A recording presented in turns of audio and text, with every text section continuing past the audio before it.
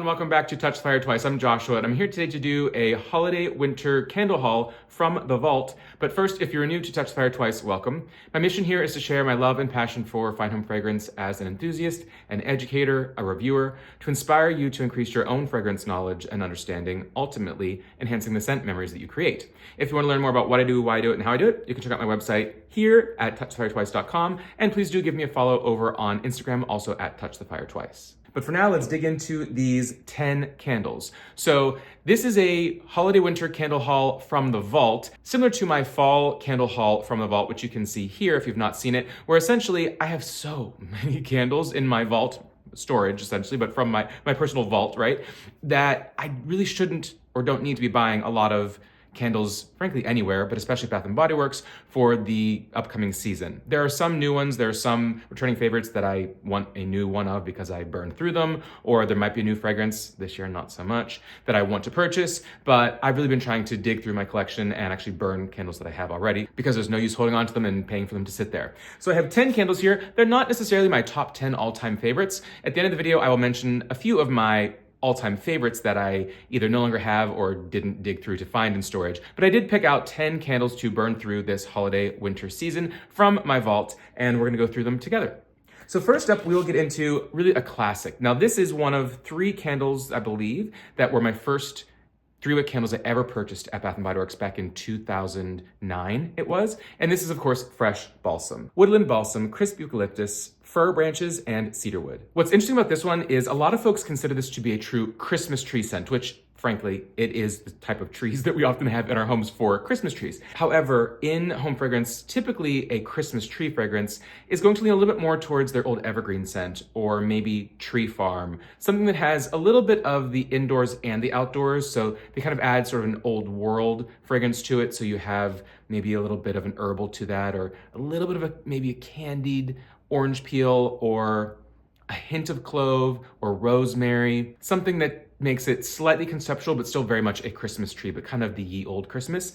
Fresh Balsam though is fresh. It is that whoosh. You really get the strong, almost mentholated, airy eucalyptus with balsam, which is gonna bring that sort of musky pine. So it's not just your traditional clean pine tree. It's not maybe a birch. It is that balsam, so that balsamic, again, borderline musky, sometimes I think spruce more often has that kind of like cat pee muskiness, but there is a muskiness as well to the balsam. And that little bit of cedarwood adds an additional layer to it, but you don't pick out cedarwood specifically. It's really that outdoor whoosh.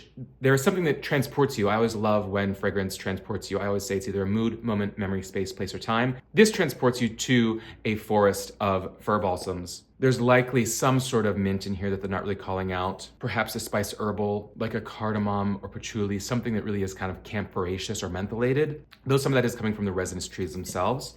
But it is just that classic, to me, winter long versus Christmas specific tree fragrance.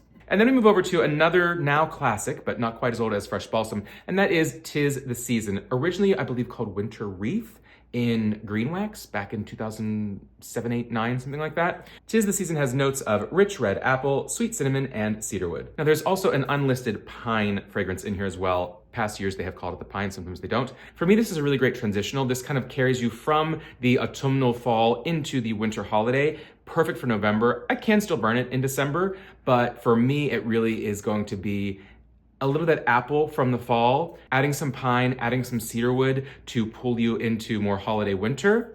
It is rich, it is warm, it's slightly overpowering.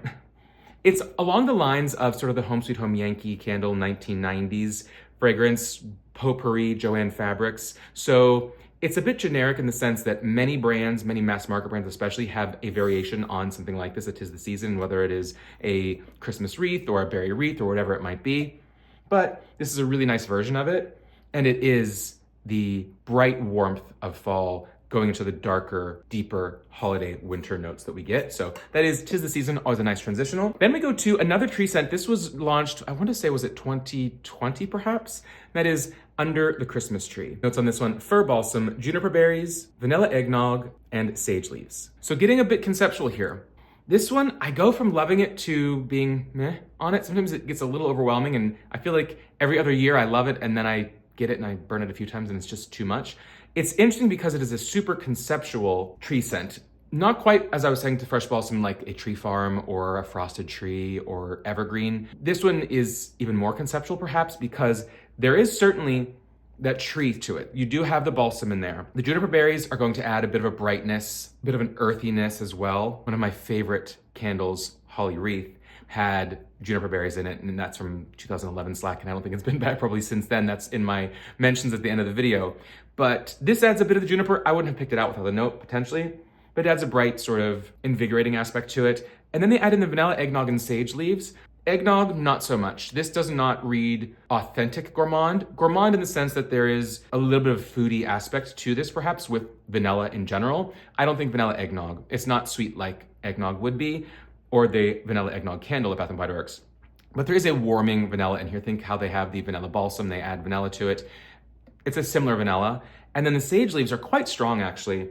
And sage is gonna be that musky, kind of that truly furry herbal fragrance where it's very warm, kind of leans Thanksgiving, November. It's that stuffing fragrance that people, if they don't eat sage much, they probably eat it around Thanksgiving because it is in many stuffings or dressings. And this is exceedingly strong. This will choke you out on the corner, but I'm like, I do like it. I do like it, but it's a little bit like walking through a department store and everyone's spritzing you with fragrances because it is very, very intense. And it is, I would say, musky herbal Christmas tree with a rich warmth, thanks to probably that vanilla. Really, really nice, unique conceptual fragrance I'm happy to see comes back every year. And then we move over to another candle that was in one of my very first purchases at Bath & Body Works, and that is Winter. Such a beautiful, beautiful fragrance. I'm not the biggest fan of this packaging, or frankly, this wax, this burn. I burned this once, I think it's from last year. I don't know if you can see, but even from one burn, it just got so much soot on the surface of the wax, which leads me to believe that there's an issue with the wicks or the wax here where it's not formulated properly because it also didn't fully pull out and the oils were starting to singe or burn. That was not from snuffing and leaving smoke to lay on top. I digress. Notes are white woods, pine needles, sparkling clementine, and spiced clove. Oh, winter is, it really is so beautiful. It's another one of those similar to Under the Christmas Tree where it can be too much, and some years I go back and forth on it, but really, I tend to burn this one more toward a snowy, like late December into January, February, though certainly it is appropriate during the holiday months. It's got sort of that outdoor whoosh of fresh balsam without being as camphoraceous or almost astringent. There's, the wood almost is more of kind of like a burnt ember. Some of the wood and embers that you get from, say, almost a marshmallow fireside without the ooey gooey sweetness. The orange rind is, or in this case, sparkling clementine, really adds a beautiful brightness to this without seeming overly juicy. And really in some ways this, when you think of it, with the orange and with the cloves, this is pomander adjacent. And I do like pomander candles. The Lofco's Spice Pomander is top tier for me. But this is more than just pomander because you do have additional woods in there and the pine needles and a bit of that fresh balsam whoosh outdoor aspect, a bit of that cedar, perhaps some balsam, as they say, pine needles, kind of a straightforward pine. Just a beautifully balanced, very conceptual kind of Slack & Co. early days era. Then we go over to, I think, the final of my top 3 or 4 initial purchases at Bath & Body Works, and that is the classic Twisted Peppermint. Notes of cool peppermint, sugared snow, fresh balsam, vanilla buttercream, and hint of musk. Now these notes, they give us a lot. I don't know if I fully agree with much of this. Certainly this is, think of your candy canes. Now it's not their crushed candy cane, that's a little bit more candy-like confectionery, but we've got peppermint and vanilla in here. Vanilla buttercream, not so much. This doesn't lean gourmand, soft, or edible by any means. A strong hit of a true mentholated peppermint. The difference between peppermint and spearmint primarily is that peppermint is going to have menthol, spearmint has nearly no menthol whatsoever. So it is not your soft sweet mint, it is your bracing whoosh mint. You get that. You get the balance of some, but not a ton, of a cool vanilla below it, not overly fluffy or warm, not meringue, not marshmallow fluff, just a slightly candied vanilla in the background. They call out fresh balsam. There is some of that whoosh. I think probably the peppermint is bringing a lot of that whoosh, and then perhaps some of the balsam, that resinous aspect is in there as well. Not a ton of that. When you do a side-by-side of fresh balsam and twisted peppermint, it's not simply as if they added peppermint to the fresh balsam candle, though there is a similarity to this. So I do believe there could be some of that pine in here, but some years it didn't call it out. If you give this to someone and ask them what they sniff, they're not likely gonna say pine or balsam. but it is more than just a candy cane fragrance in that sense. It's lovely, it's classic. The musk, I suppose is possible, but the muskiness is overpowered by some of the resin perhaps from the balsam. Then I move over to my one kind of fruity, sweetie fragrance in this mix, and this is one of my, I'm surprised actually, one of my all-time holiday favorites. That is Cranberry Pear Bellini. Not a fan of this packaging. The original packaging 2011, here you can see was just so pretty. The bubbles, the cranberries, the true sparkling aspect of it. I really like that versus this cartoony label, though it's been in many labels over the years. Notes of fizzy pear nectar, sparkling red cranberries, lush apricot, and tart blackberry. Now, they do not call out a sparkling wine. A Bellini is going to have a sparkling wine, sometimes champagne or sometimes a Prosecco, any sort of sparkling, typically white wines. They don't call that out here. It's not super obvious in here. That fizzy pear nectar could be, frankly, a fizzy pear nectar liqueur. Getting my nose on it though, oh, it's so beautiful. I love this fragrance. Fruity oftentimes is gonna read springtime. For me, this really does read winter, perhaps because it was first launched in winter and they really put the marketing in that as it's kind of a New Year's, cheers kind of toast fragrance. It actually first came out in 2010. It was 3 candles, I wanna say, that came out in a mini release kind of late in the season of 2009, 2010. That was Cranberry Pear Bellini, Vanilla Spice, which is in my kind of holy grail, probably top 3 Slack & Co. era Bath & Body Works scents, which was one and done, never came back. And the other one was, gosh, what was it? Butter, it wasn't eggnog, but buttered rum. It was around for a while, and it was I think it was one of those buttered rum-ish fragrances. They came out, and Cranberry Pear Bellini has been a hit that's come out almost every year since then, but I feel like a few years it may have dropped off. It is fresh, it is bright, it is clean. There was a Bellini Cafe candle in the Italian 2012 collection that was a bit more sugared grapes, but similar to this. It does have just a little bit of that musty, not in a bad way, but like grape must, wine aspect that you get in a sparkling wine. You get a little bit of yeast in a champagne. And that is here, but with the perfect blend of pear, cranberry, and apricot, which all in their own ways do bring sort of a winter fruit feel. Cranberries are eaten primarily in the winter months. When it comes to pears, they can be autumnal as well, but they are very much also a winter fruit. And of course, apricots also year round, but it is oftentimes a fragrance that is used, especially when they are dried in the winter. So for me, there's just a lush sweetness, almost a creaminess from that apricot, the tart sweetness of the cranberry, the syrupy aspect from the pear nectar, but not leaning overly pear and seeming autumnal in that sense. Just to me, it is really one of the best fruity, fresh blends they've ever had at Bath & Body Works. 4 more to go. This one is, I pulled it out of the collection. This is actually the only time I ever purchased it. I don't know that I'll purchase it again, but it is nice overall. It's just not an absolute favorite for me. And that is the recently, past 3 to 5 years, launched The Perfect Christmas. Notes of fresh cut pine, cinnamon sugar, and toasted marshmallow. Now this one is interesting because it is conceptual in some ways. It's funny, the pine mixed with the marshmallow all together, it gives me a little bit of like almost like graham or ginger, kind of gingerbread aspect. But the pine adds, I don't even think it's really pine, it's more like a balsam. There's really a camphoraceous, similar to like kind of that fresh balsam, not as strong because without the eucalyptus, but a bit of that really fresh, not as much darker resinous tree, but a really fresh, bright, camphoraceous pine tree. Cinnamon sugar, toasted marshmallow. There is sort of the ooey gooey of marshmallow, a little bit of that dried aspect of marshmallows, but it doesn't veer into marshmallow fireside, truly melted or toasted marshmallow, the way that it's really, you get kind of that burnt embers of the woods in that one. There's something interesting about it. It's just a little too obvious, or maybe it's just missing 1 or 2 things. They need to scale back on the pine because it's a little bit too camphoraceous and intense for something that's supposed to be more of a Christmas morning gourmand. I think they could have scaled that back. The sweetness is fine, but I think it could have used some sort of blood orange or a sparkling cranberry just to add a bit of brightness. This is missing brightness for me. It's got intensity from cinnamon. It's got intensity from pine. It's got the vanilla-y base of the toasted marshmallow, but it's missing something to balance those out because those are all kind of front of nose, either musky or powdery or camphoraceous, and it needs just a couple of more things. So my thing is, I like the idea of this, the concept of it, and some of the notes, but it's just a little too much. They're all kind of hitting in the same, they're like the same color, those notes, So it just is imbalanced to me. I've never really thought much about this candle as much as I have talking about it now, but it's nice, could be good. but not a favorite for me. Then we have hot cocoa and cream. This is talking about like artificial, on the nose, exactly like a powdered cocoa mix. That is what this is, and I'm not complaining because that's what it is meant to be. Notes of decadent milk chocolate, fresh steamed milk, and mini marshmallows. This smells exactly like your powdered, think your Swiss Misses, etc. Cocoa powder. So decadent milk chocolate, more like cocoa powder. So I wouldn't actually call it milk chocolate. Steamed milk, sure, but cocoa powder, sugar, steamed milk, and your mini marshmallows, sure. That's really what this is. And it has that dry, kind of crunchy mini marshmallow aspect to it.